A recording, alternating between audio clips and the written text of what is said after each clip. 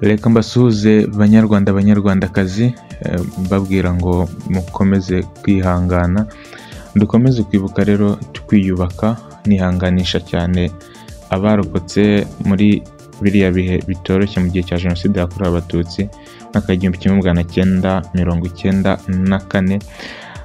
Mbabwire ngo mwihangane, mukomere, rw'icyizere ko turi mu gihugu cy'amahoro kandi Imana izakomeza idukorere n'ibikomeye mu myaka iri imbere.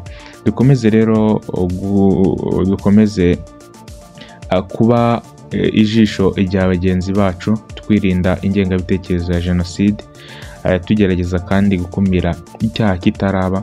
Nibwo rero tuzaba turi gukomeza kwiyubaka. Reka rero nguhe ikaze mu nkuru nabateguriye, za nkuru tubamo mu buzima bwacu, ariko noneho njye byandenze. Amafoto mwatangiye kuyabona kuri screen zanyu. Ni inkuru yambabaje, ni inkuru yaje kuba ibabaza abanyarwanda rusange, cyane cyane rero no muri ibi bihe turimo bitoroshye byo kwibuka abacu abazize Jenoside yakorewe Abatutsi mwaka 1994. Uyu mugore mureba aha yitwa Mutesi Jorine Dusabe, mu gihe uriya mugabo we muri kubona yitwa Chris. Rwose ni inkuru ibabaje, ndakurarikira gukomeza kubana natwe kugira ngo uze kumva inkuru yose kuva yatangira kurinda isoza. Mutesi Jorine mbere yuko abana na Chris ngo bari bafitanye umwana, babanye muri 2013, ariko umwana wabo w'ifura afite imyaka 14, cyangwa murabyumva ko bari bafite umwana muto yabajya kubana. Inkuru ibabaje rero, turimo kugenda dusatira ikibazo nyamukuru ahantu ukiri. Uyu Mutesi Jorine akimara kubana n'umugabo we Chris, abantu rero bagiye baza mu matwi ya Chris bamubwira ngo iyo yagiye ku kazi, umugore wawe guca inyuma n'abana ufite bashobora kuba atarabawe. Mwumve namwe ibi bintu. Ariko umugabo Chris yakomezaga kwizera umugore we cyane, avuga ati ibi ngibi ntabashaka kudutanya, niba abantu baba batifuza kuba ku rugo rwanyu ngo rukomere, baba bumva barusenya. Ari abantu baba babayeho gutyo, nabyo ntabwo twabirenza ingoyi. We akomeza kuvuga ati madamu wanjye Mutesi Jorine ndamwizeye, ntabwo yabikora. Bari babanye neza mbere yuko ibi bibazo by'isanganya byabaye biba. Ikibazo rero ahantu cyaje kuba niki, agira mu minsi yashize, mu myaka ishize, yaje kuba yicaye, hanyuma rero yakira telefone imuhamagara imubwira ngo abana afite sabawe, ngiye kuza gutora umwana wanjye. Chris yegera umugore we aramubaza, se ko nakiriye telefone imbwira ko umuntu aje gutora umwana wanjye, bikora buri icyo avuga. Chris yahise afata abana batatu nka sapo, abajyana kubapimisha DNA kugira ngo barebe neza ko abana ari aba Chris. Bakigerayo, umwana w'ifura ari we wenyine muri babandi batatu wa Chris. Niba ubyibuka neza, uw'ifura ni wa wundi babanye bafite, kuvuga ngo iyanda yamuteye mbere yuko babana niwe wari umwana we. Abandi babyaye muri abo batatu yari yajyanye ntago barapi. Kuri ubu yari afite abana 5. Bakimara gupima basanga umwana umwe sowe. Yaraje biragorana nyine kubyakira, ariko buza kugira igihe ariyakira. Ikibazo rero cyaje kubaho niki, yaje kuvuga ati uko bisa kose wasanga yaracitswe, bashobora no kuba baramufashe ku ngufu, ariyakira, babaho gutyo, ubuzima burakomeza. Mu minsi mike ishize, ubwo bari bicaye, wa mwana w'ifura niwe waje kuvuga ukuri kose. Umwana w'ifura yabwiye se ati rwose papa nkubwire, ndambiwe akavuyo k'abagabo basimburana hano umunsi ku wundi baza kuguca inyuma. yabivugaga Chris yicaye aho, Chris ni se, ndetse na nyina Mutesi Jolene yicaye aho ngaho. Bari bicaranye kumwe nyine, famiye baba bicaye baganira bahuje urugwiro. Umwana aravuga ati twaganira twagira, ndambiwe akavuyo k'abagabo bahora hano basimburana baza kuguca inyuma. Umugabo yahise agwa mu kantu, Jolene ubwo ni yari akivuga, ahita afata umwanzuro ako kanya wo kujya kwaka gatanya. Ahangaha ni ikibazo nyamukuru cyaje kuba gihera, ari nacyo cyaje gutuma umwana umwe ahasiga ubuzima. Uyu mugore uyu mureba si umumama, navuga ko ubwe yabanje kwitesha agaciro mu gihe yiyamburaga inshingano zo kwitwa umubyeyi, akiyambura iryo zina. Babyeyi mujye mumenya ko abana murera si abanyu, ni abana murereye Imana, kugira ngo nabo bazabashe kugira izindi nshingano bakora. Mbese ni umurimo tugenda duhabwa ugenda usimburana. Reka rero umugabo avuga ngo ngiye kwaka gatanya, ageze ku rukiko bakurikiza step zose ziba zisabwa. Aho rero bavuze ati hagiye kuzaba ubugenzacyaha, hagiye kujyaho ak'ubugenzacyaha, barebe se koko uyu mugore yarabikoze, bapime n'abana bose.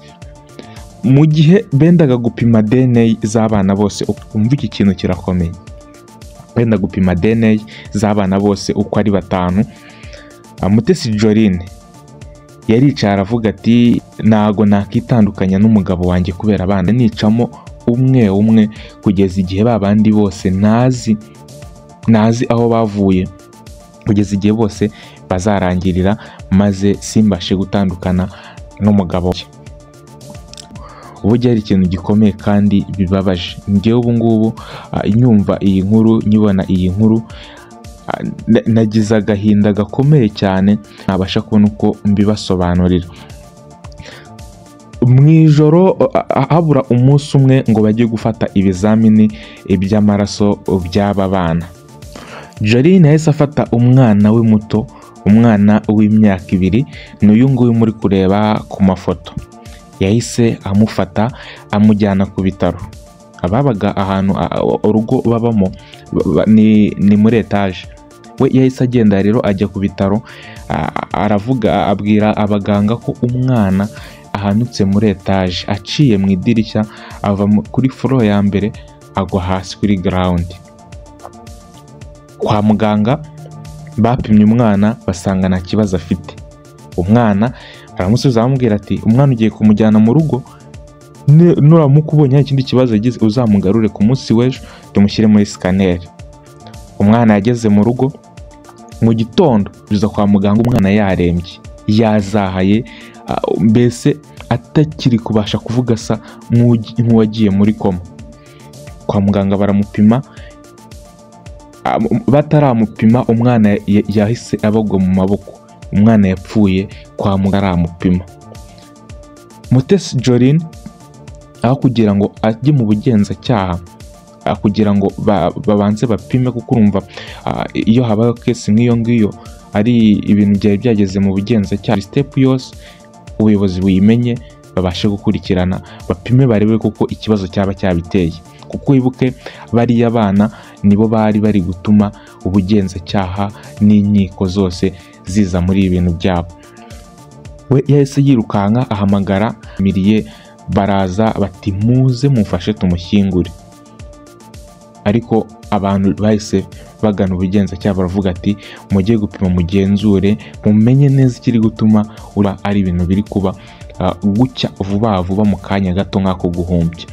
Wibuke neza ikintu yabikoreye ni ukugira ngo basi agabanye umubare w'abana batarabura mugabo. Ahantu agahinda kari, baje ubugenzacyaha bwaraje gufata wa murambo, bapima wa mubiri w'umwana. Bamaze kumupima basanga nta gikomere na kimwe yigeze agira. Bajya mu rugo kureba umwana yaba yarasimbutse mu idirishya, basanga idirishya rirafunze permanently, rya dirishya basanga rirafunze ku buryo idirishya ridafungurwa.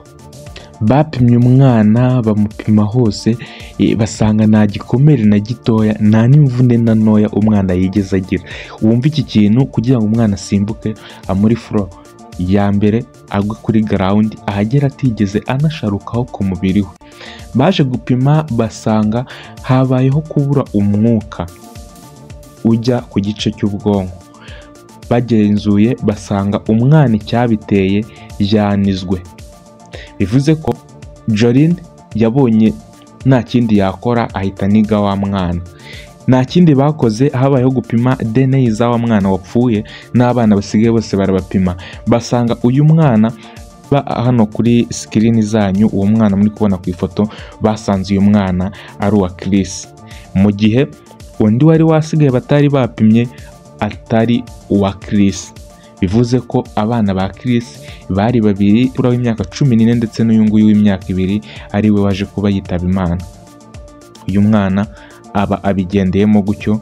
Chris umwana we nuko byaje kuba birangira. Batatu n'aba bagabo nyina atazi aho baturutse, kuko wasangaga umugabo uje none si uje bwa gatatu, ugasanga mbese kugira ngo azabashe kubacangurana bavuge ngo uyu mwana ni uw'uyu mugabo bikagorana. Niko guhita rero bagereka kuri Chris akavuga ngo abana nabi. Ngayo ngo niyo nkuru mbi ibabaje, nuko uyu mwana yaje kuba agenda. Gomeza kwihanganisha cyane Chris na famiye ye, mubwira ngo wihangane. Iyo ibibazo nk'ibi bije biba bisaba kwihangana, biba bisaba rero kubicamo ikigabo, ukabicamo igitwari.